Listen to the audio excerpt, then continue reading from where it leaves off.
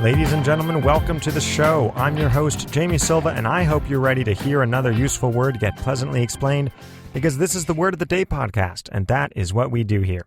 Today's word is myriad. This means two things: lots of something or a wide variety of it. This goes in the same bucket as words like plethora or multiplicity, in that all are fancier words that mean something along the lines of a large quantity or several kinds of something. The online definition of myriad is, quote, a countless or extremely great number, unquote. I'm surprised, frankly, that this lacks the variety angle that I mentioned. But then again, if there are so many of whatever it is, perhaps variety is implied? I'm not sure. I'm still skeptical, and we'll probably come back to that. Also, this seems to have upgraded the quantity sense of the word from lots to tons and tons, which I'm fine with. It's now time for a short etymology interlude. Actually, wait, no, this one is very long, but it's also very interesting. Myriad comes from a Greek word meaning either exactly 10,000 or just a humongous, incalculable amount. So, by this logic, the famous book, 20,000 Leagues Under the Sea, could have also been titled 2 Myriad Leagues Under the Sea. But this meaning of precisely 10,000 has died out, and you shouldn't use it. Now, what's fascinating here is that terms like myriad that mean both a specific number and a non-specific but enormous amount, they're found in other languages as well, including English, where I think the word million has taken on this function. Obviously, it does have the precise meaning of a million as in, 1,000 multiplied by 1,000, but if you say, there are a million things to do in this town, it's so lively, no one thinks that you've crunched the numbers and there are precisely or even close to a million viable fun activities in the town. Notice that you don't even have to put the word like before a million in order to get that figurative meaning, which you often do need to do.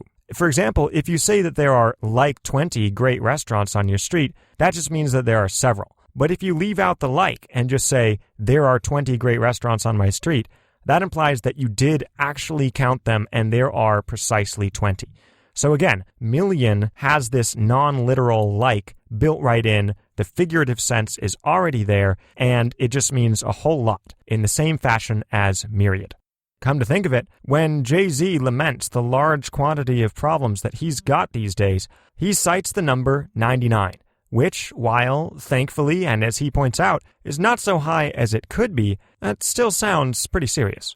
But certainly, no one would accuse the man of being misleading or even hyperbolic if, when tallying up the problems that he references, the total falls short of 99. Everyone knows he just meant lots. He's got a lot of problems, and, we wish him the best with those. This pattern continues in Hebrew as well, he says, transitioning very smoothly from Jay-Z to an ancient language. In Hebrew, the word for 70 times 7, in addition to that literal meaning of 490, meant also an unimaginably large amount, perhaps infinity, and it even contained this idea of completeness and perfection itself.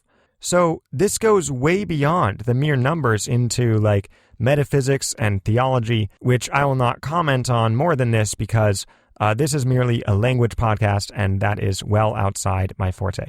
But there's that similarity with myriad and million, in that a word that refers to a precise number can also have that broader, not simply numerical meaning. Let's now talk about usage and proper phrasing for myriad.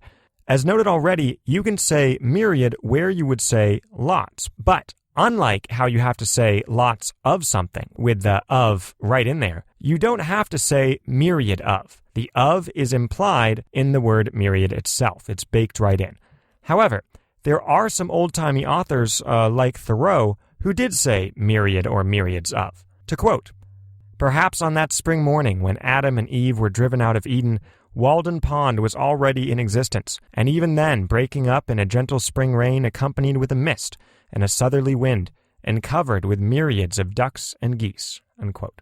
You know what? I actually just thought of something about whether you're supposed to say myriad or myriad of, and it's actually a little different than what I just outlined. So this is how I bet it actually works, and stay with me here. Remember how I talked at the beginning about how there should be two possible meanings of myriad. lots, and secondly, a wide variety of. Well, I argue that if you want to say a wide variety of, or a large selection of, you go with just myriad, no of.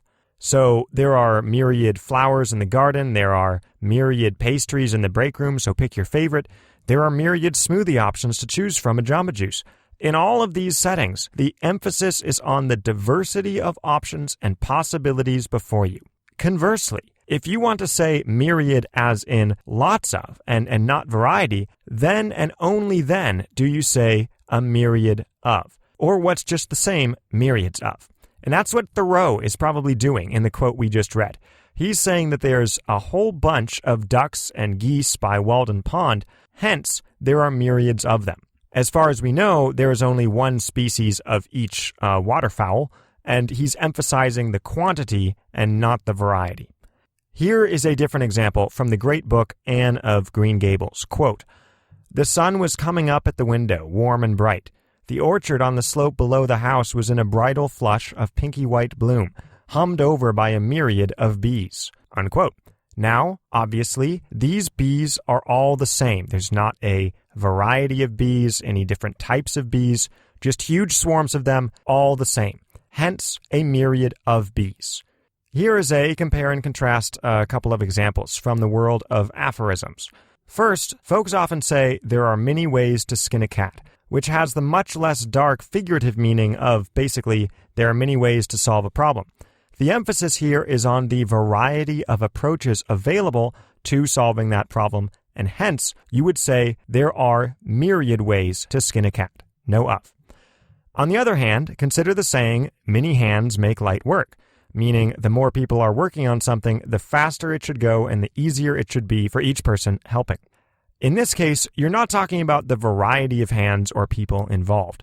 Diversity is not really a priority here. Everyone's presumably doing the same thing.